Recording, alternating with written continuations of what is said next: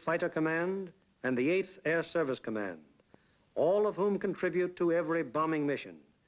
But it is the Bomber Command which is charged with the actual destruction of the selected targets.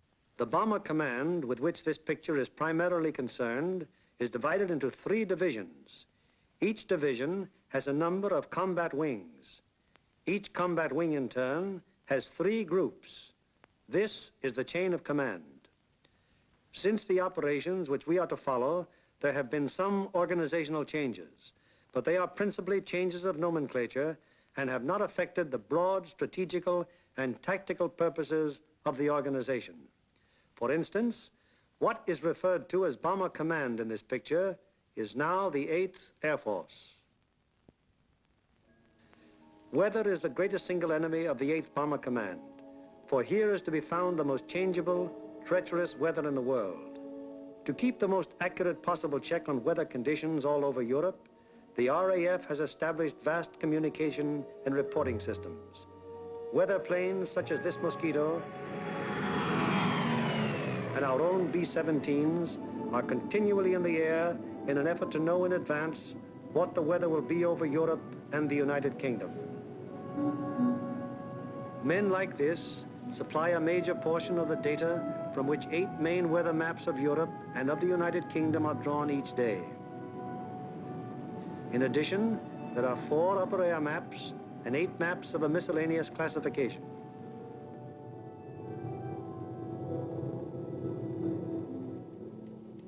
In this room, all weather information is collected, coordinated by the RAF, and sent out by teletype to every responsible command.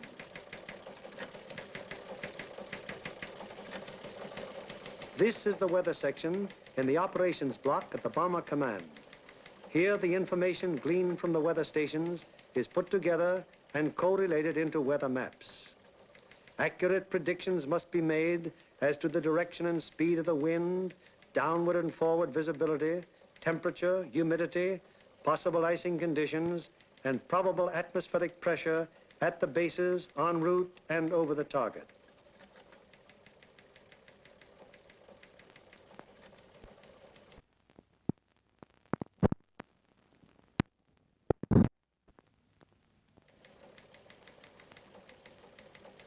Upon the findings made in this room will depend whether or not there will be an American bombing of a German target tomorrow.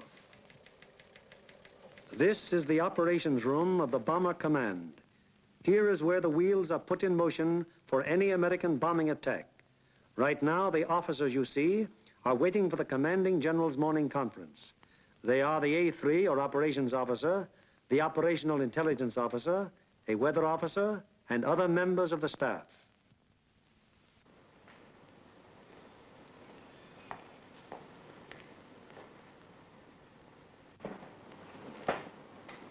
What's the weather prospects today, Major? It looks like most of Germany will be pretty good, sir. But we have a warm front approaching from down here, which we do not expect to affect the bases until late in the evening. How's the weather at Anklam? At Anklam, sir, we expect 2 to 5 tenths of low cloud and small amounts of middle and high cloud above 18,000 feet. Visibility 6 to 8 miles. How about Marienburg?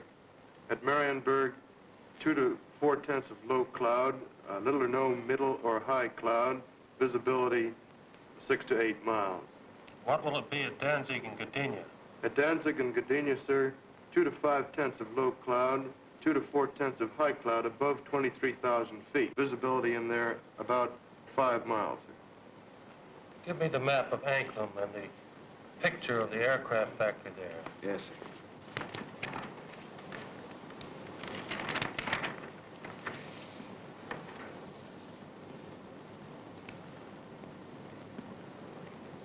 All right, Marienburg, the Focke-Wulf factory. Yes, sir.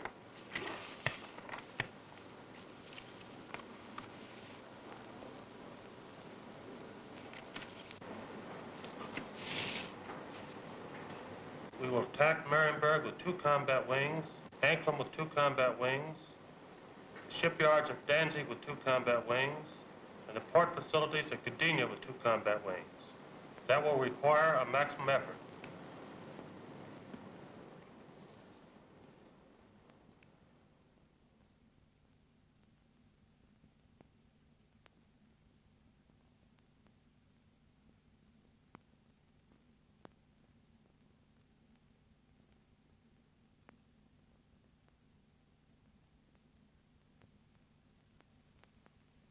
Now the various specialist officers then go into action. This is the operational intelligence section. Here are target files containing complete information as to the type, construction, and vulnerability of the targets. This data is gathered both from photo interpretation of aerial pictures and from confidential ground sources. On the basis of this information, the aiming point for the attack will be selected. The aiming point is a building or installation in the approximate center of the target. Here, operational research experts are minutely studying the architectural and construction details of the targets. It will be their duty to recommend, on the basis of studies previously made, the types of bombs and the proper fusing to accomplish the greatest possible destruction of the objective. These studies of the Arado factory at Anklam are immensely important, since the nose and tail fuses of a bomb can be adjusted to give varying degrees of delay between the time of initial impact and the explosion. For example, an improperly fused bomb would react something like this. Result, very superficial damage that may hardly even cause delay in production. On the other hand, here's what happens when a properly fused bomb strikes the same factory. Two bombs of exactly identical weight and explosive power have totally different effects because one was fused properly and the other was not. It is the responsibility of the operational research section to determine proper bomb fusing.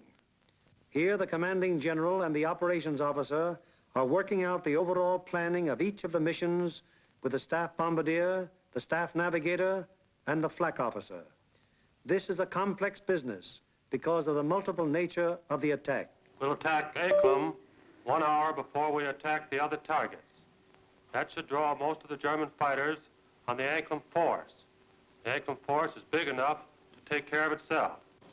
You mean along the same course, sir? No, send them a little south. They'll act as a better diversion.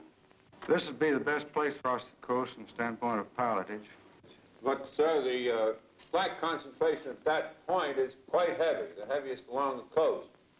We could rather move them a little further south, what the general suggests, and they would not run into flak difficulties at that point. How is that for the navigation viewpoint? That's a very good landfall, sir. All right, we'll cross at that point, and you adjust the flight times accordingly. Take care of it, Darrell. Yes. While this is going on, the various liaison officers stationed at Bomber Command headquarters are busy keeping their respective commands acquainted with the course of events. The closest liaison is maintained with both the RAF Fighter and Bomber Commands, the Royal Navy, the 8th Fighter Command, and the 9th Bomber Command. It is through these liaison officers that requests will be made for the necessary fighter support, diversionary effort by the medium bombers, air-sea rescue patrols, and so on. Officers at Fighter Command immediately look up plan number 2340 to find out what part the fighters are expected to play in the next day's operations. Similarly, the 9th Air Force is informed that Bomber Command intends to lay on plan number 2340. It will be the duty of the mediums to attack enemy airfields at a time that will cause maximum interference with German attempts to intercept the heavy bombers.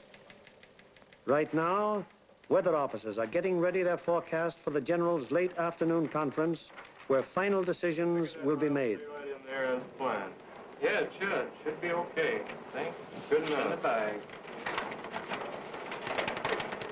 Does your morning's forecast still hold? Yes, sir, there's practically no change in the situation, and we still expect the base weather to hold up for return. Send out the field order exactly as planned. Yes, Get me the 1st, 2nd, and 3rd divisions on a conference call, please. Already with your conference call. Go ahead, please. Can you scramble? Okay. Over. Okay, over. Over. Okay, there's a mission tomorrow. Maximum effort with 5 task forces. The 1st task force, comprising 6 groups of the 1st Division, will hit 3948. 3948. Secondary, 8731.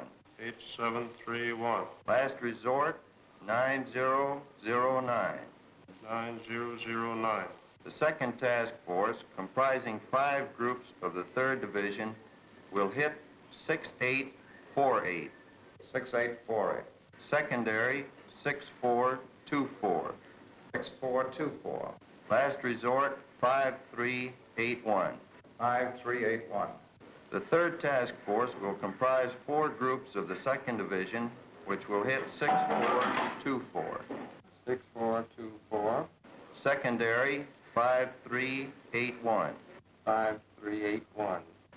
Last resort, any industrial target of importance in Germany. Okay. The 1st and 3rd Divisions will each dispatch 1 air... The field order now goes over the teletype to all interested units and command. The first step has been taken in the sequence of events that will finally result in bringing our planes over the targets and discharging their bomb loads.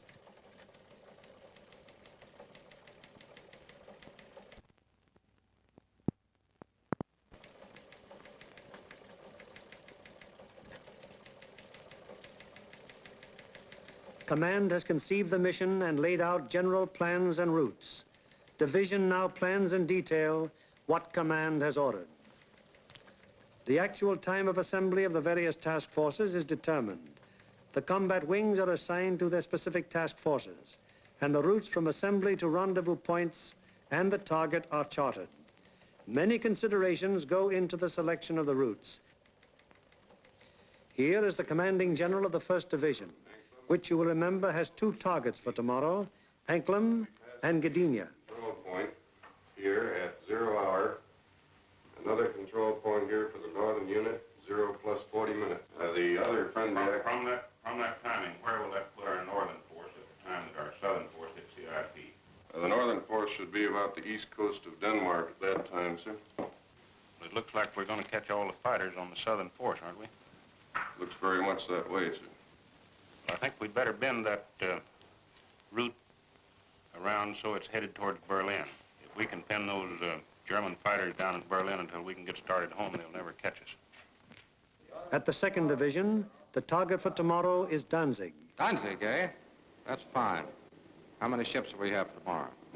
Well, sir, if you recall, General, on our last mission we had heavy battle damage, and not all those aircraft are repaired yet. Call up the wing commanders and have them put pressure on the groups to get their maintenance crews to work on these ships tonight and get every possible airplane on the line in the morning. The 3rd Division, which will have for its targets Marienburg and Gdynia. Looks pretty good, sir. We're going to be right over a lake there for a good checkpoint at the turn. We're going in against the sun. The sun will be at our back, sir. Defenses at the target. Major Frost, what about the flak defenses? Sir, at the upper target, there are 24 guns. That approach is good. The lower target isn't defended by heavy guns. No heavy guns whatever at Marienburg. None, sir. The division's operations officer bases his precise plans on aircraft and crews available at the various groups. He then calls the combat wings to give them advance information before the field order actually arrives. Operator, give me combat wing for the conference, please. Okay. Scramble, over. Over.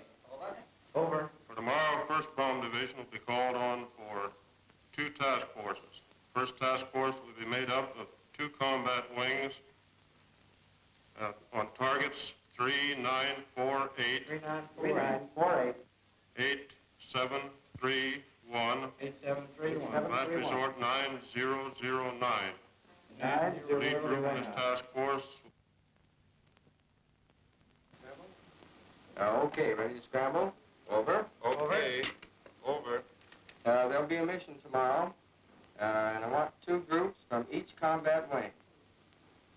The target will be primary 6424. 6424. Secondary 5381. 538. The last resort will be any industrial target of importance in Germany. Okay.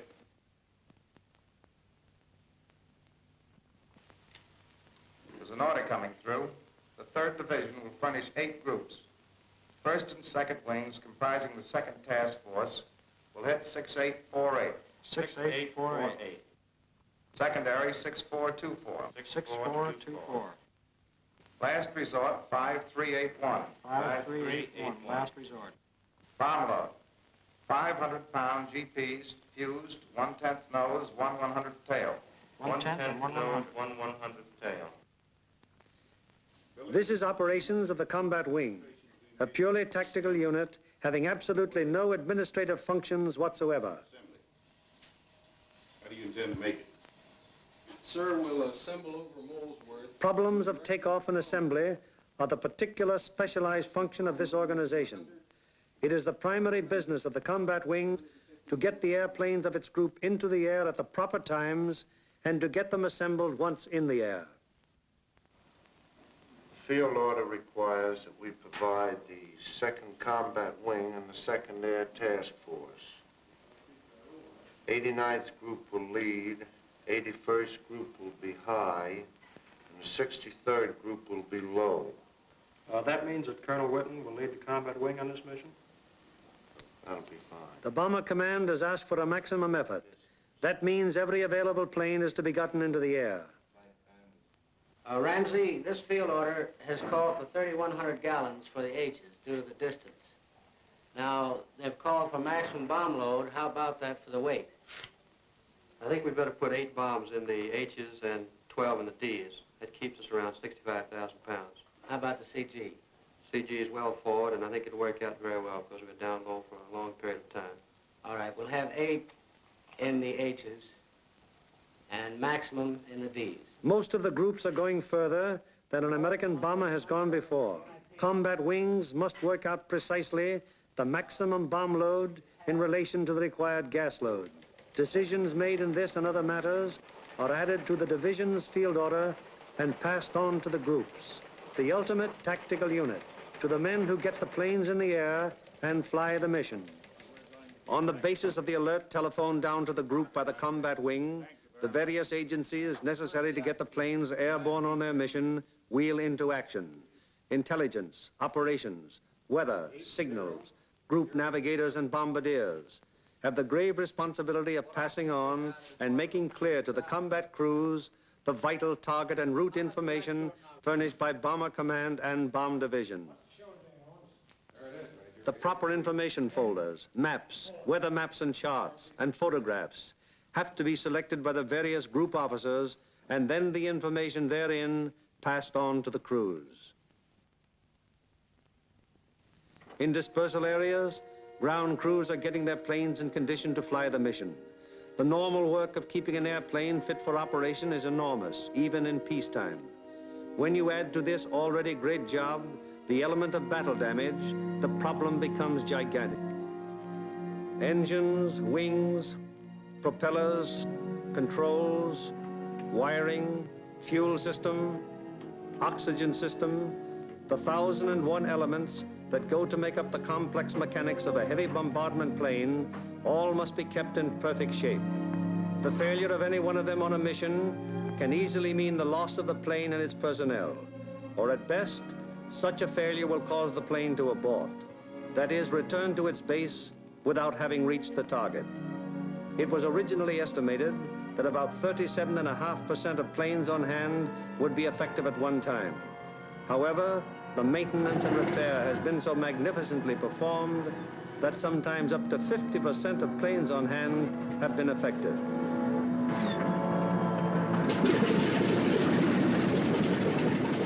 Ordnance is already at work, getting the bombs in their racks and loading ammunition onto the plane. These are 100-pound incendiaries.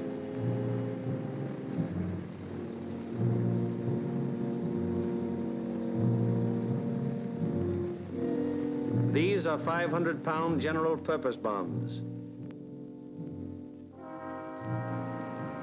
And these are 1,000-pound GPs.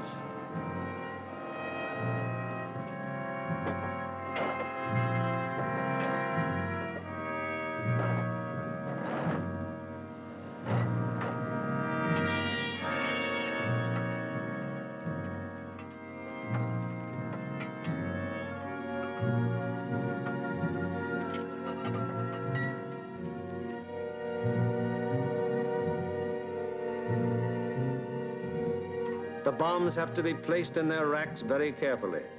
One bomb sticking in its rack through careless placement might make a whole mission useless so far as that individual plane goes.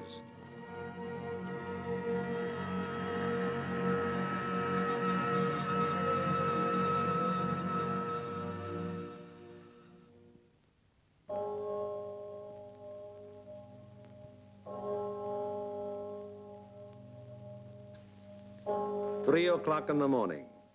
All over England at this exact moment, American air crews are being roused from their sleep.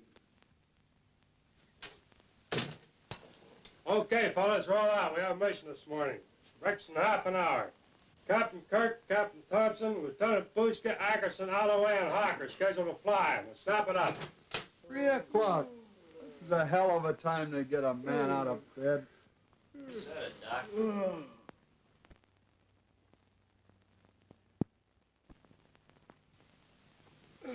Oh, God. Come on, you drips, out of bed. Breakfast in half an hour. Come on, Nick. Rise and shine. All right, you dodos, let's go. This is it. Okay, fellas, let's go. Come on, Swifty, get it out. Let's go. Go, you guys. Hit the deck. Breakfast at 4, briefing at 5. Let's go. That's fine, just when I had a 48-hour pass coming up. That'd be a good deal. Can't, you guys. You're running my beauty sleep. Through the cold of the English early morning, the combat crews go to their mess. They have no idea where they're going yet, but they know they'll be taking off in about 4 hours.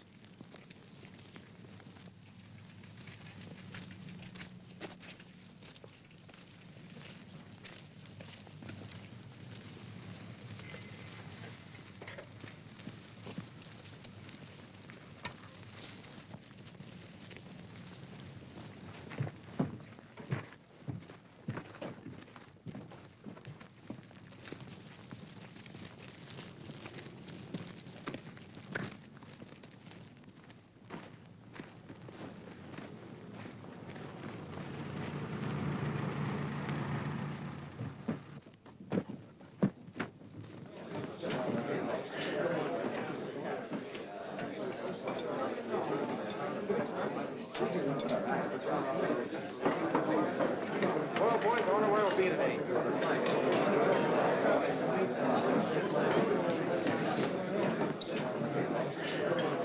How do you figure those Jerrys will be today? What do you think, Dove? They'll be shooting at us. Sometimes I don't think those Jerrys got proper respect for us. Well, what do you expect, Buster, the way you shoot? Gee, look who's talking. You couldn't hit a cow in the flank with a bow feather. Yeah, well, how about those 2 Jerrys I slapped down over at Swainford? I'll tell you what happened there. They heard that I was on tail guns and they fainted from fright, that's all. And so it goes. The 4,000 men who will go on this mission all know it will be a rugged deal. For some of them, it's their first mission. Others are veterans of many. Happy to get through. Now, at all the groups in the bomber command, the air crews are assembling in the briefing rooms to learn the target for today.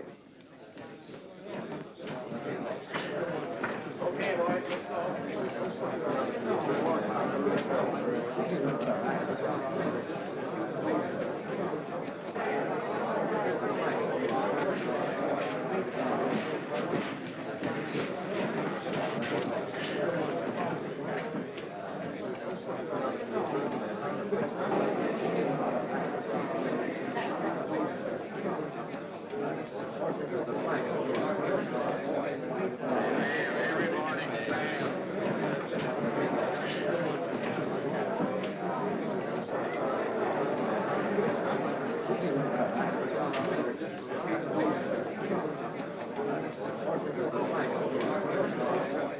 This is the briefing room of the 303rd Group. Here in a few minutes, the nature, locale, and route of today's mission will be made known to the men who fly it.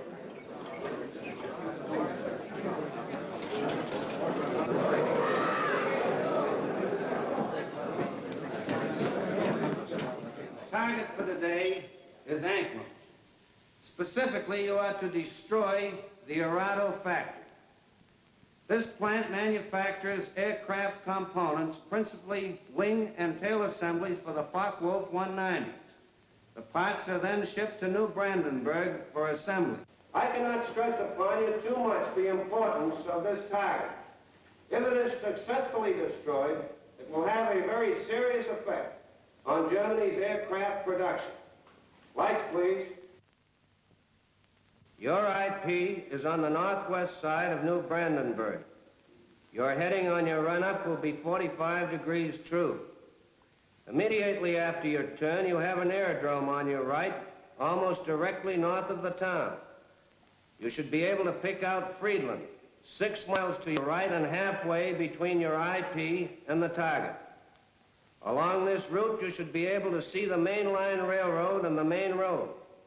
From Friedland, the main road moves in toward your run-up and goes into Anklam, but the railroad terminates at Friedland. Shortly after passing Friedland, you will see a peculiarly formed wooded area On the right of your course. From here, pick out the aerodrome slightly southwest of the city and the intersection of the main railroad and the Peene River just outside of the town to the north. Night target map.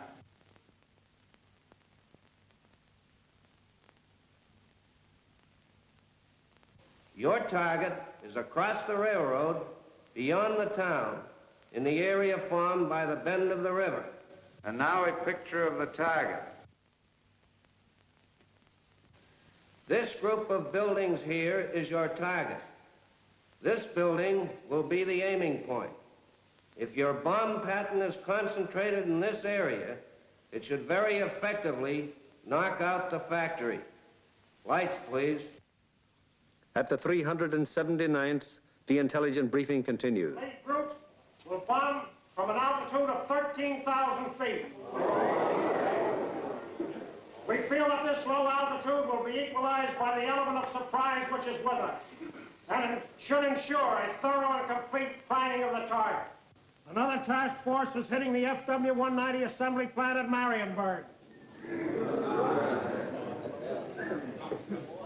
If the two missions are successful, 65% of Jerry's remaining FW-190 production and assembly facilities will be destroyed.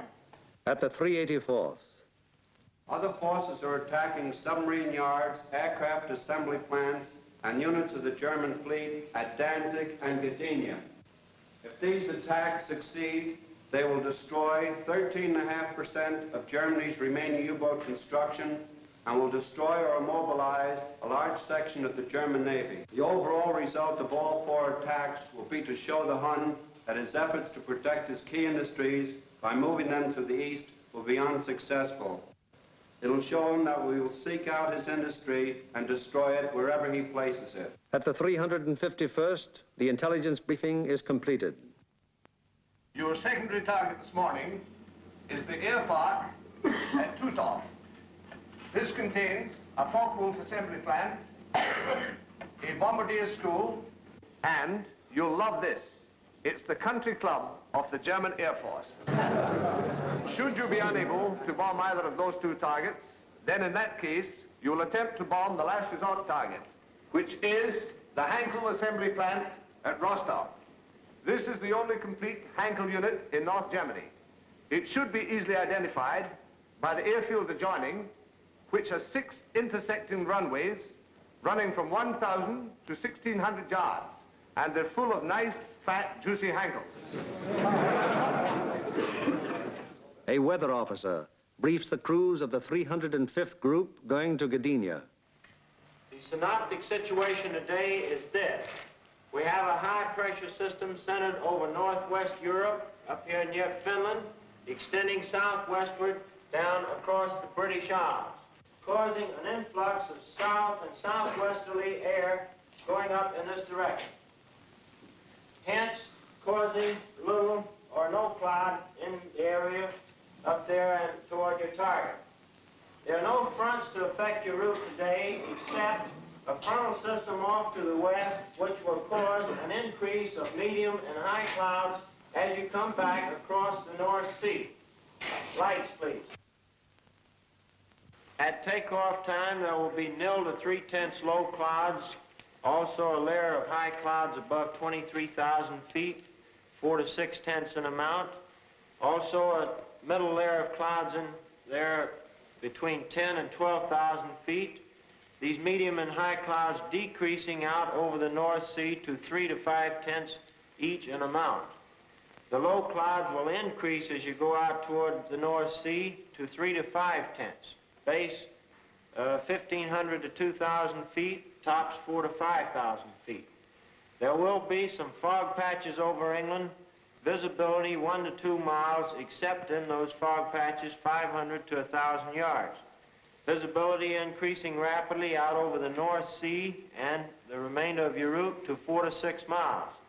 The high clouds continuing 3 to 5 tenths, and also the middle clouds on toward the target, decreasing to nil at the target.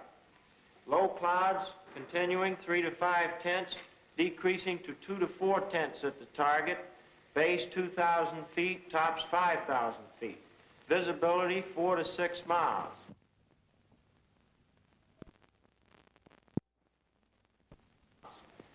The temperature at bombing altitude, minus 26 degrees centigrade.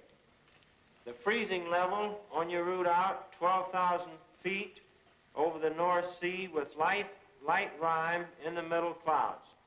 As you return back to base, that freezing level will lower to about 7,000 feet, continuing light rime in your middle clouds. Now on the return route, weather will be very similar to your route out, except your clouds increasing in amount as you proceed back across the North Sea. Base on return, visibility 4 to 6 miles. A flak officer briefs the 389th Group of the 2nd Division going to Danzig. Gentlemen, this morning, because we are going to cross the Danish coast at such a relatively low altitude, we've planned the route so as to avoid as much flak as possible.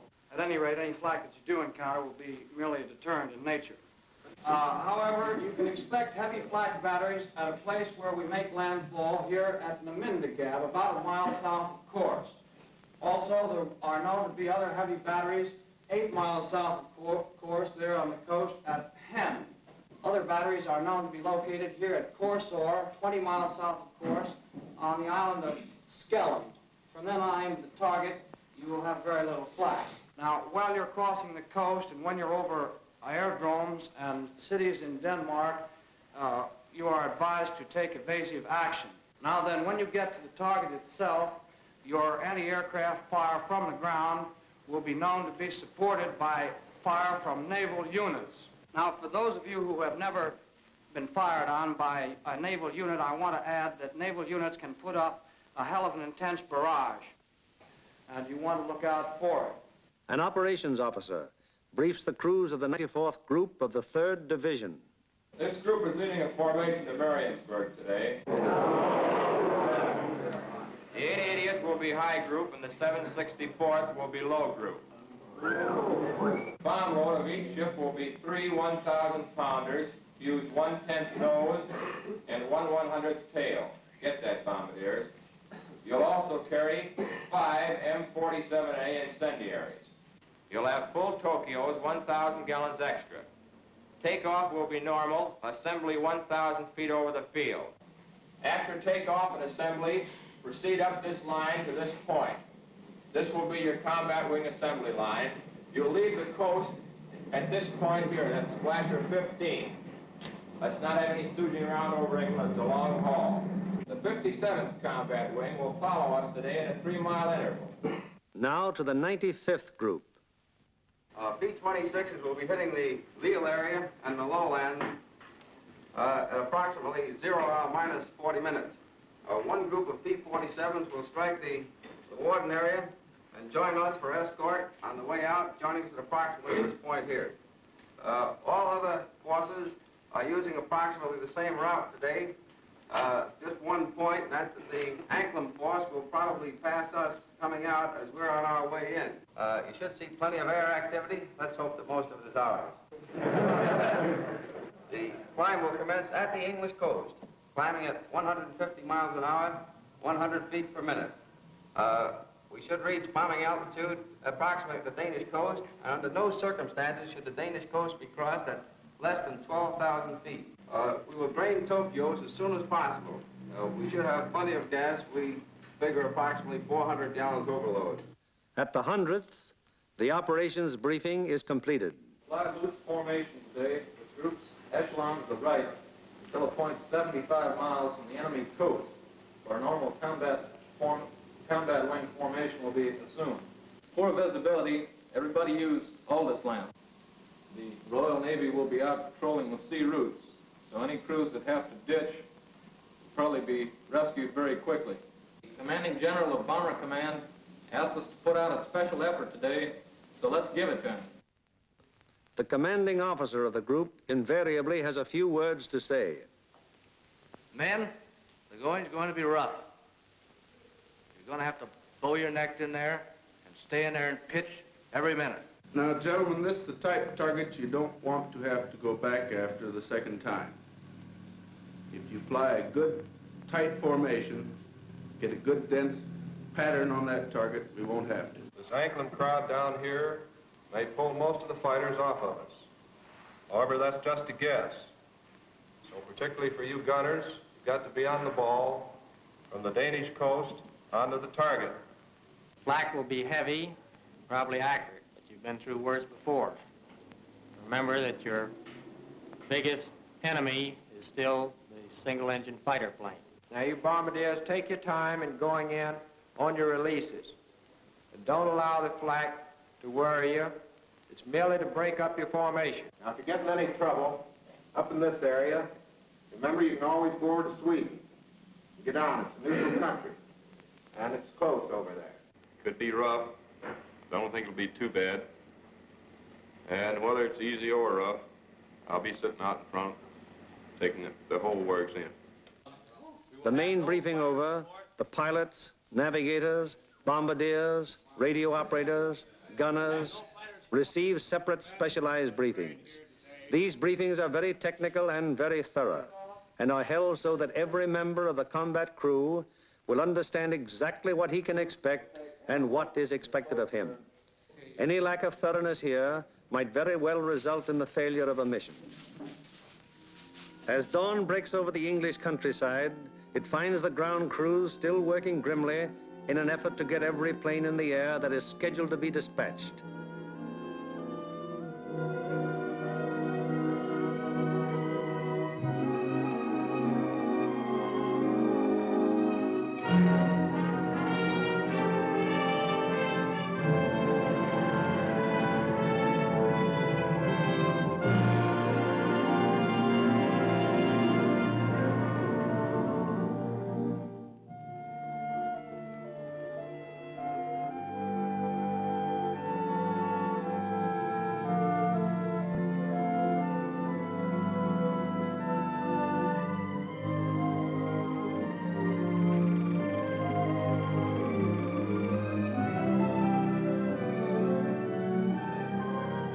These men take as fierce a pride in their planes as do the air crews.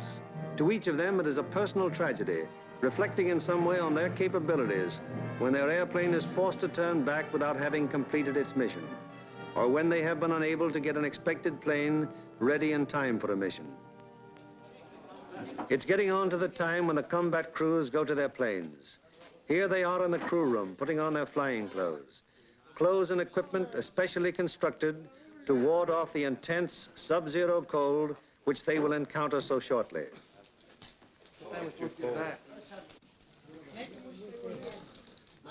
All air crew members receive escape kits containing equipment that will help them get back to safety if they are forced down in Germany or in occupied territory.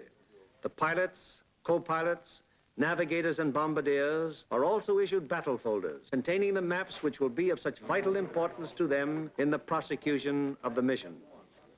The men turn in all personal papers and valuables, which might serve to give the enemy information in case of capture.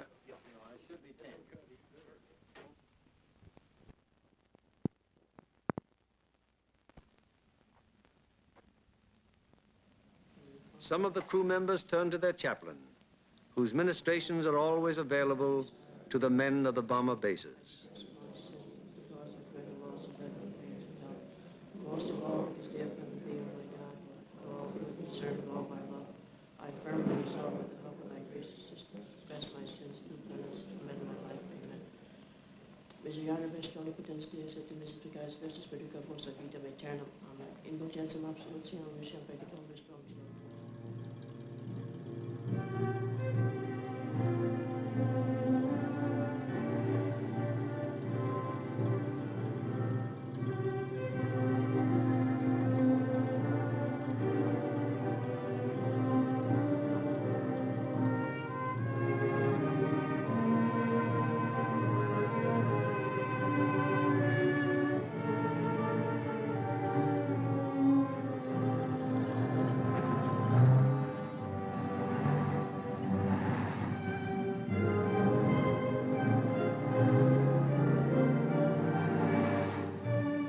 So changeable is the weather in the European theater that sometimes widely varying conditions will be found on fields only a few miles from each other.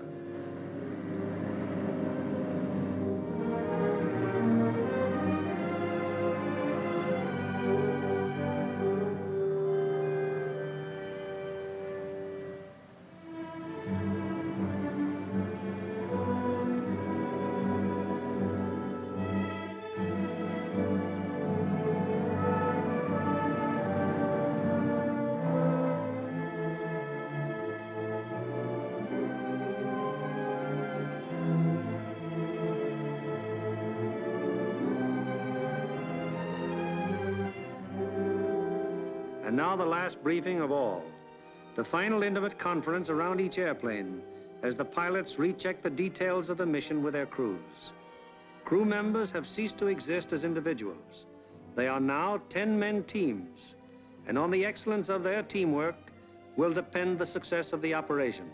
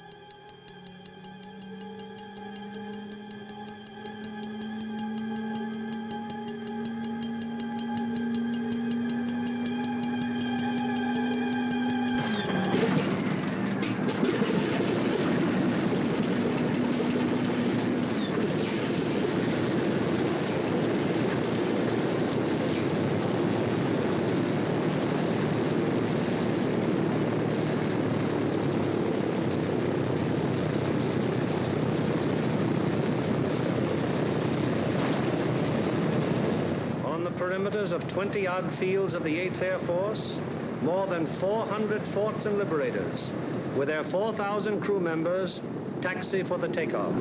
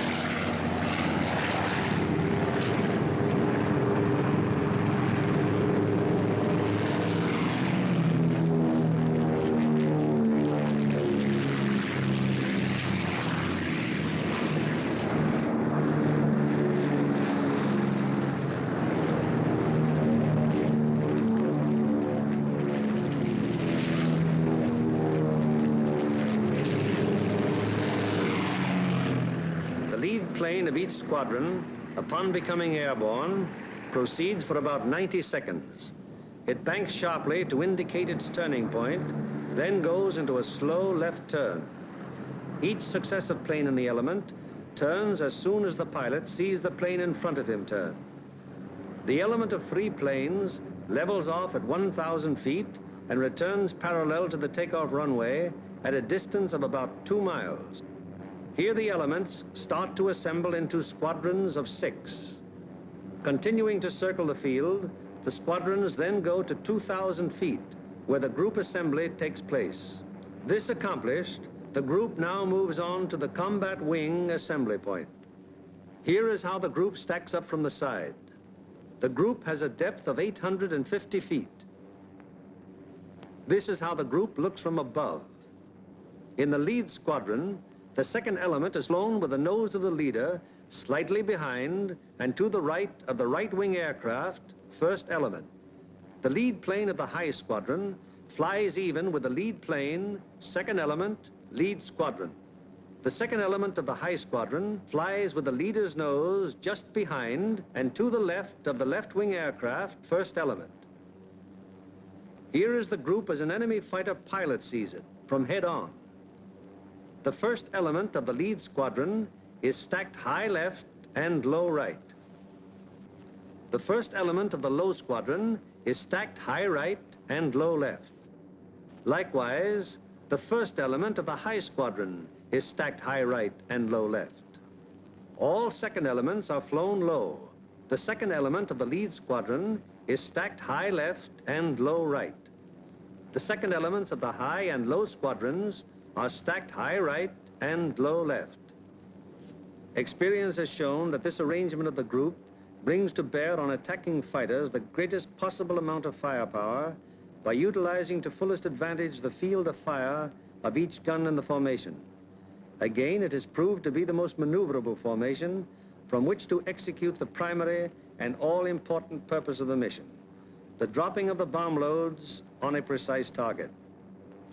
Obviously, it would be desirable to stack as many bombing planes as possible in one defensive formation. However, it has been found that the largest practical defensive formation is the combat wing of 3 groups. Any formation of aircraft larger than this becomes unwieldy. This force has a depth of 3,000 feet. The nose of the lead aircraft of the low group is aligned with the tail and slightly to the left of the rearmost aircraft of the lead element, lead squadron, lead group. The nose of the lead aircraft of the high group is aligned with the tail of the rearmost aircraft of the lead element, lead squadron, lead group.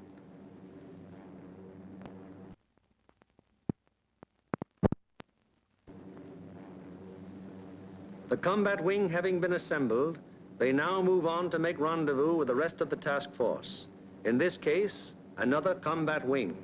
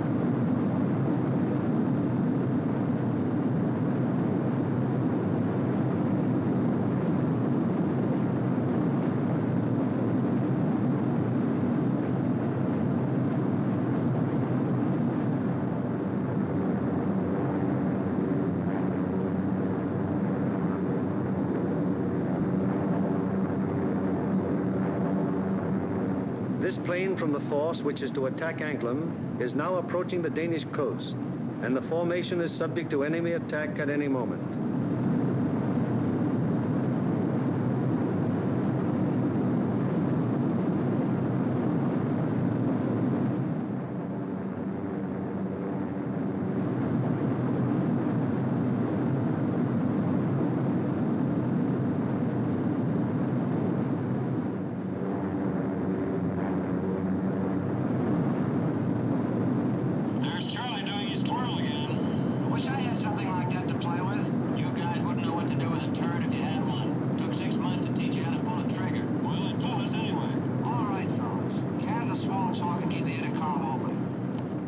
It is now 10:30 hours, and Denmark has been penetrated to some distance without any great opposition as yet.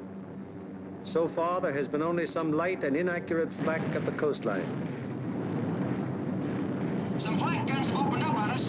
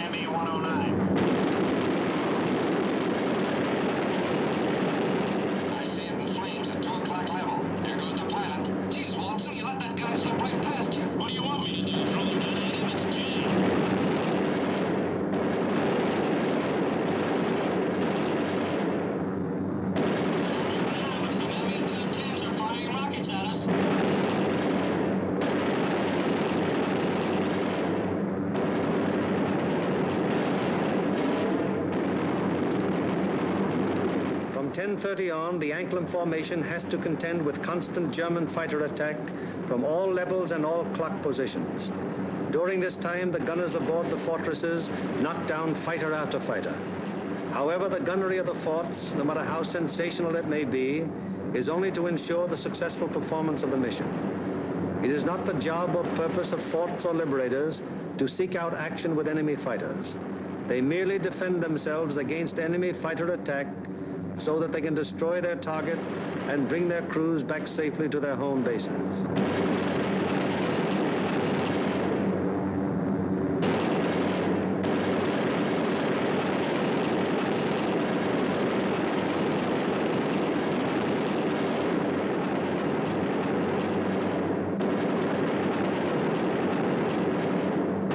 An anxious moment comes now for the lead navigator and bombardier.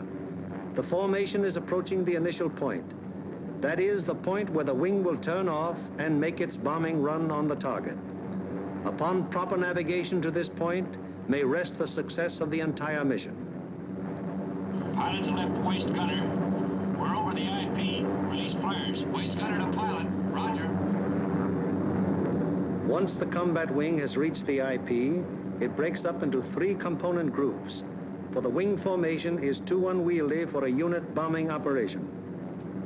As the IP is reached and the lead airplane of the lead group is about to make the turn, it fires 2 red flares, spaced 5 seconds apart. Then the group makes its turn onto the run-up. The low group goes on straight ahead for 20 seconds, then makes its turn. The high group proceeds for 20 seconds beyond the low group's turn, then it turns onto the run-up. The most critical defensive period in the mission has begun. The wing, to accomplish most efficiently its primary purpose, the bombing of the target, has sacrificed its mutual defensive firepower, and the groups are thrown on their own. Now the crucial moment is almost here, the moment around which the entire mission revolves.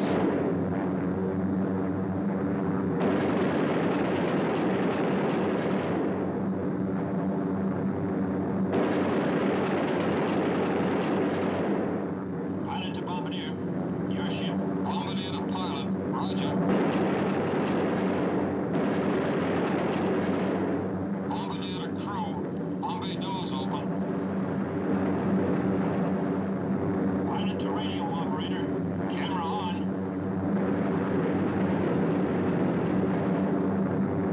The bomb bay doors open, the group is committed to its attack. No evasive action may be taken until the bombs are away. And at this time, the formation is most vulnerable to attack, both from flak and enemy fighters.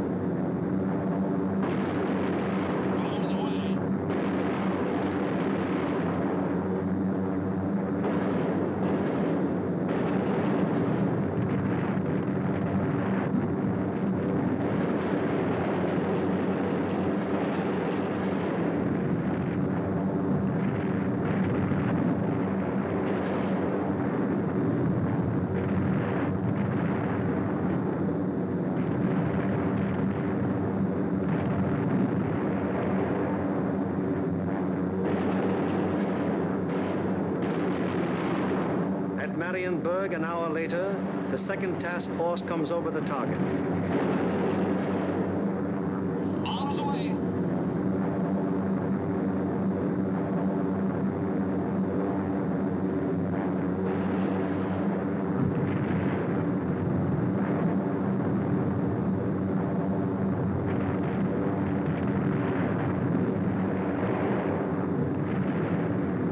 The third task force comes over its target at Danzig.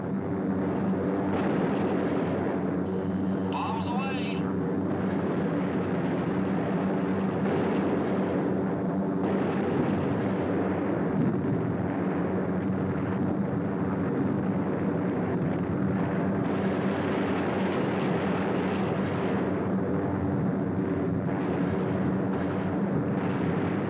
The 4th and 5th task forces arrive over the harbor area of Gdynia. Bombs away.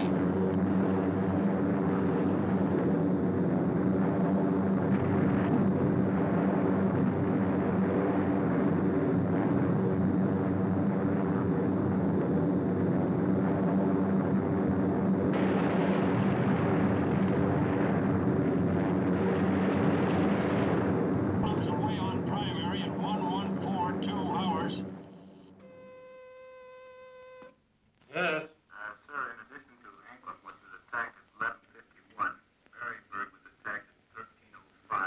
It is standard procedure for the group leader to inform Bomber Command the moment the target has been attacked.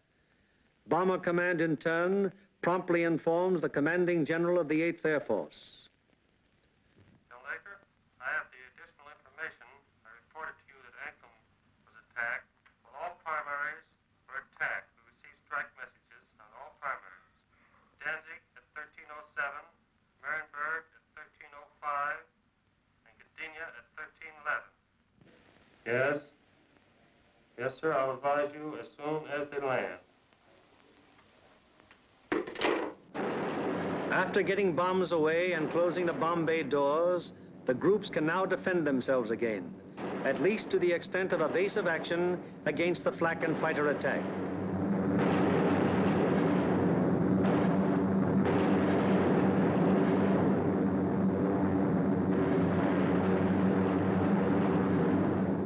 The lead group flies a straight course for 15 seconds before turning off to the rally point.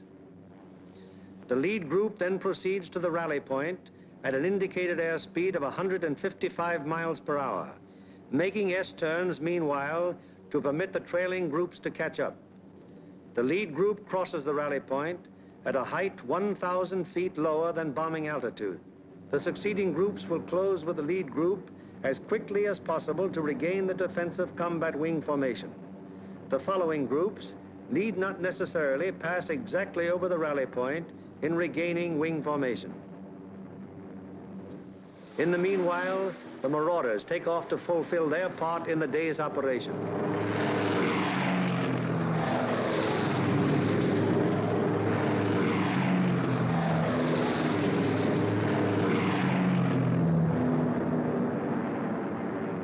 They bomb the aerodrome at Woensdrecht, one of the most important of the enemy's fighter bases. This blow by the medium bombers is timed so as to provide the maximum interference with the enemy's capacity to intercept our withdrawing heavy bombers. Last off are the fighters. Their great speed will enable them to reach the Leeuwarden district in a short time, sweep the area clear of enemy fighters, then give the heavy bombers withdrawal support from the enemy coast home. At the fields, it's getting on towards the most nervous of all times, the estimated time of return. Everyone who stays behind sweats out this period at the end of each mission. Here at the control tower, at the dispersal areas, at the Red Cross, at the officers' club, everywhere on the field, the one thing paramount in everyone's mind is that the group is due back.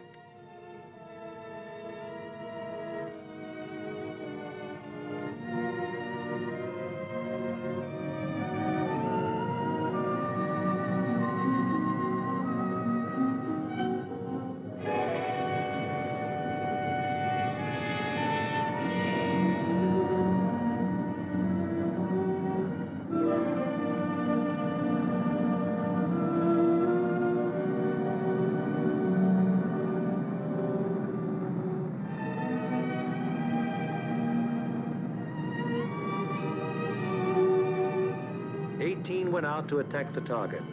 How many have returned? 1, 2, 3, 4, 5, 15, 16.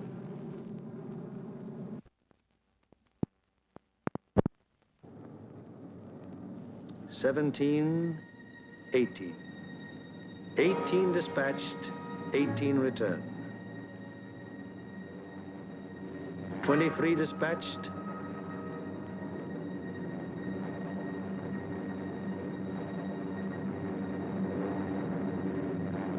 23 returned.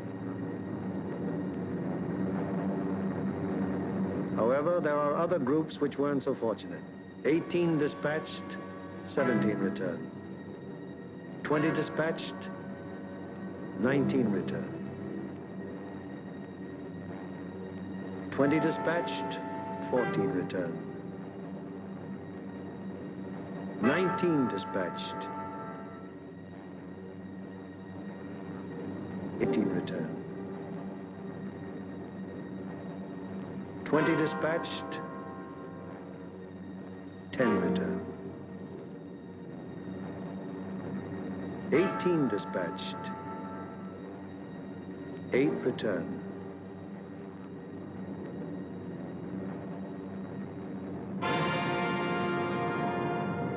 Flares dropped from aircraft signal the presence of wounded aboard. These airplanes are given priority in landing.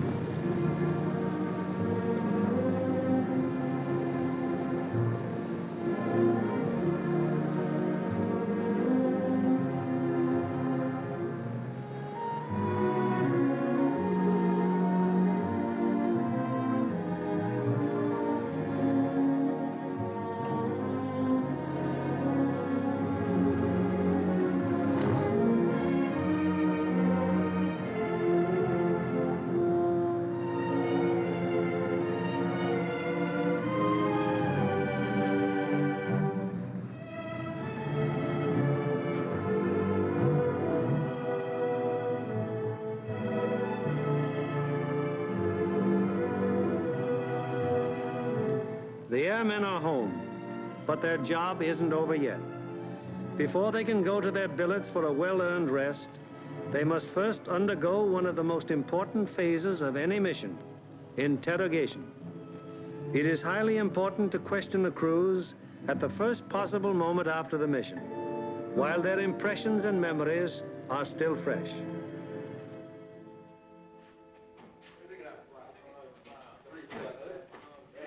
Crews who have anything of immediate importance to report go at once to the hot newsroom. Hello, boys. How are they? Well, kind of long, not too tough. Best bombing job we've ever done. Good, good. Somebody in trouble? Yeah, we saw a 1B-17 go down there just before we made landfall.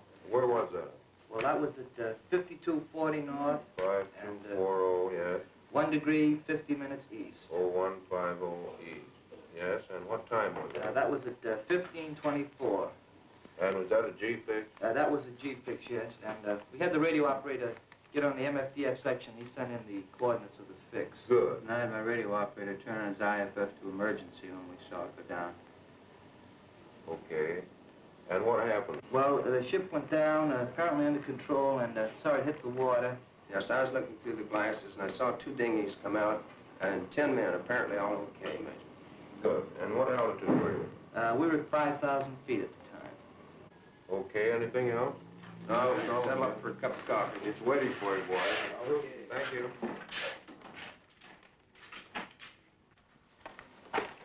Third Division, please.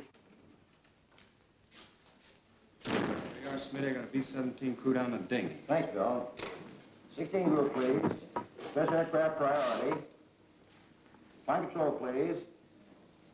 16, bomb division here.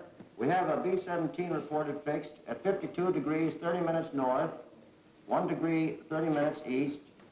That's right. He was seen to ditch, yes. He was seen to ditch at 15:24 hours by the reporting aircraft. 2 dinghies were seen to break out, and 10 men got into them. The reporting aircraft is at 5,000 feet. Yes, that position's an MF fixed. Okay, 16. Thank you.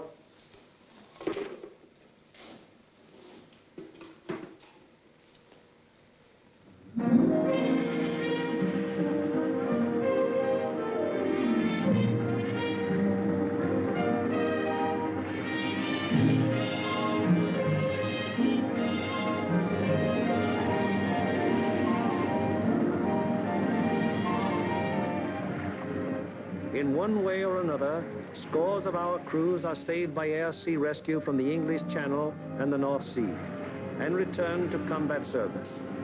Aside from human values, a trained fortress crew is even more valuable than the plane they man, and the work of the air-sea rescue unit has been of enormous value to the 8th Air Force. The hungry crews are fed enough to hold them until they can be interrogated and get to their regular chow. These men are from the groups that went to Anklam. What time did you go over the target? At 11:43 hours. We went in at 12,000 feet. Did you get your bombs on the target? Yeah. What about enemy fighter opposition? Well, that's something we should have not discussed. Really? Well, let's get some of the details. Where did it begin, Paul? Well, they first jumped us at 10:30 there just off the Danish coast. And how long did the attack continue? They stayed with us to the target and until 13:27. Then at 13:45, we had another group attack and stayed until 14:05. We had a couple more attacks, and the last one was at 15:26, just off the Danish coast coming out. And about how many enemy fighters did you see?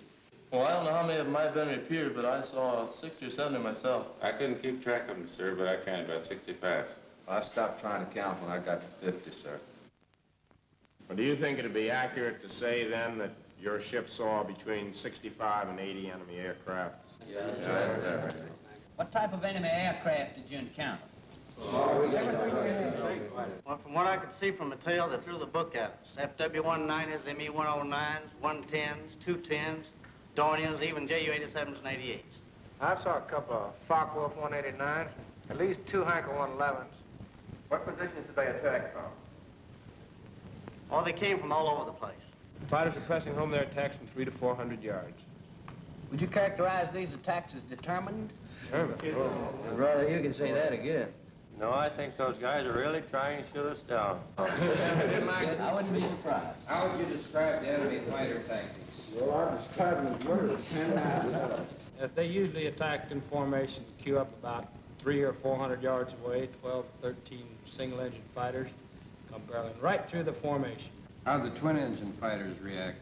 They stayed out to the side and above, just out of the range of our guns, and charged cannons and rockets at us. Then they'd queue up and press home a regular fighter attack. What caliber would you say the cannons were? My guess would be 37 millimeters. What do you think, Adam? What about the rockets? We shot a lot of them. I didn't actually see any hit our formation, but they weren't doing us any good.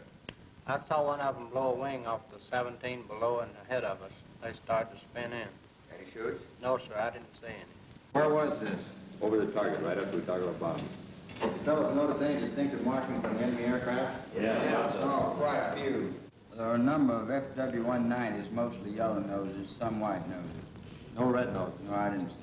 Boy, those yellow-nosed boys really come in close, don't they? Did you see that one come right on our left wing? Yeah, I saw a 109 with black and white diagonal markings under the wings. Black and white, I had white nose. All right. Yeah. Getting back to those rockets, I believe that Jerry can reload his rocket guns from inside the ship. I think you can. That'd be my guess, too. I saw at least 9 bursts from rocket guns on one ME-210. 9 bursts, huh? Talking about 210s, there was one that came in and shot a cluster. It looked like clay pigeons to me. Say, those things look like baseballs to me. Can you describe that more fully? How did they react? Well, they didn't look like baseballs. It was more like streamlined and smoked all the way down, but they didn't explode. Didn't explode, huh? No. What about planes? I knocked down 2. They were making attacks about 5 o'clock level.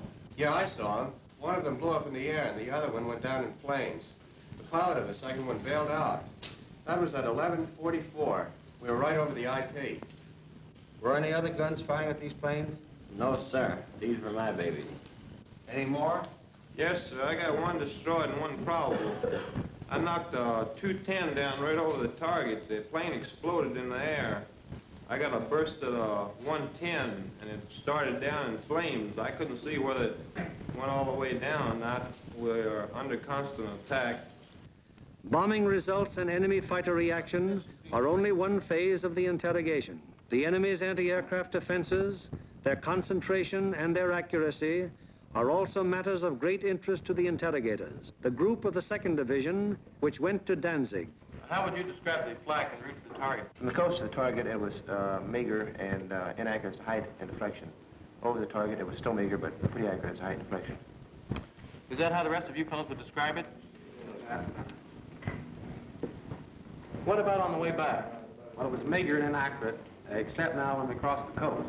They threw up a box barrage that was pretty accurate as to height. In fact, it was good as to altitude, but the deflection was a little off. The first burst hit about 100 yards ahead of the lead plane. And we felt the concussion of it, right? We got a couple of flak holes in the fuselage right around my gun position. Any other battle damage? A couple of flak holes in the nose. Burst of 303 in the number 4 engine. Got an oil line. What was your altitude when this box barrage almost caught you? 21,500 feet. Did any of you notice anything unusual or peculiar about the flak bursts? No, it looked like the same old black flak to me. What's the 6th we have seen her?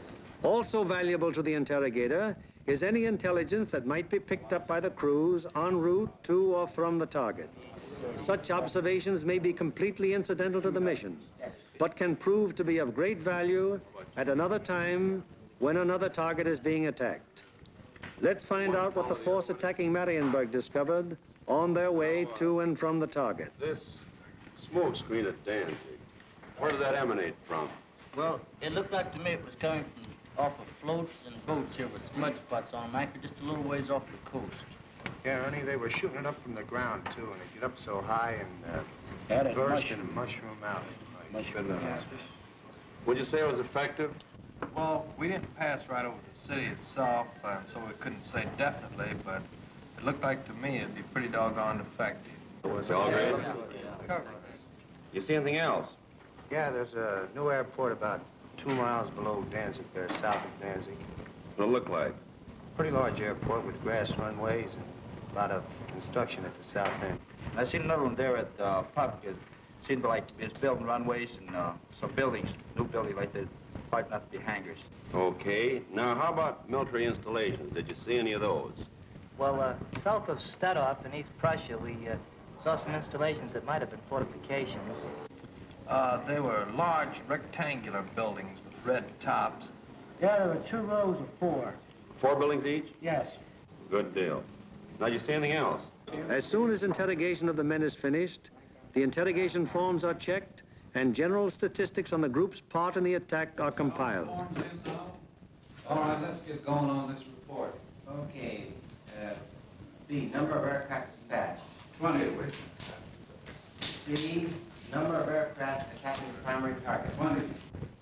Hello, I want the A2 duty desk. Hello, this is Norgan 492. Got a flash teletype report for you. You ready? The organizational flow which we have observed throughout this picture has now begun to operate in reverse. Information obtained from the crews is evaluated in divisional critiques, conferences in which all responsible group and divisional officers carefully inspect the detailed record of the mission, discuss any failures that may have occurred, and plan to prevent their recurrence. After a particularly large or important operation, there will be a command critique, with the 8th Air Force Commanding General presiding. Here in the dark room, the strike photos of the targets brought back by the returning planes of the group are developed and printed with all possible speed, so that experts of Bomber Command can assess the damage done. Coming in from planes of every group participating in the various raids and interpreted and appraised by trained photo interpreters, these pictures will give Bomber Command an excellent idea as to exactly what parts of the various targets were hit and how severely. Here, as seen in these pictures taken the following day by photo reconnaissance planes, severe damage has been inflicted on all the major and most of the minor buildings of the Arado factory at Anklam. This is a strike photo showing how Danzig looked during the attack. Very extensive damage has been suffered in the harbor area.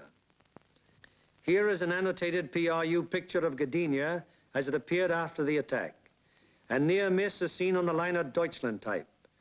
The transatlantic liner Stuttgart does not appear in this picture, although she was seen afire and in the hands of tugboats immediately after the attack, as these strike photos reveal. Aside from the Stuttgart, several ships in the South Basin have been sunk or damaged, including the liner Oceania. Shore engines are also heavily hit. At Marienburg, the PRU photo discloses that the damage was exceptionally severe, almost every building having been destroyed or seriously affected. General Arnold has characterized this attack as the greatest example of precision bombing on record. Other targets will be as thoroughly destroyed.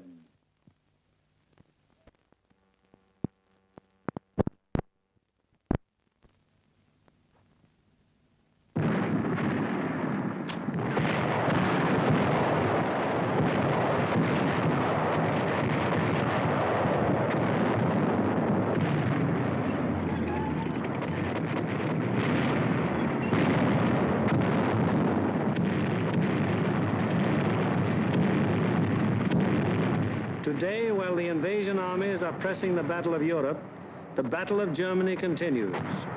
Day by day, whenever weather permits, heavy bombers roar out over the heads of the advancing ground forces, blasting away systematically at vital industrial installations hundreds of miles to the rear of the enemy lines.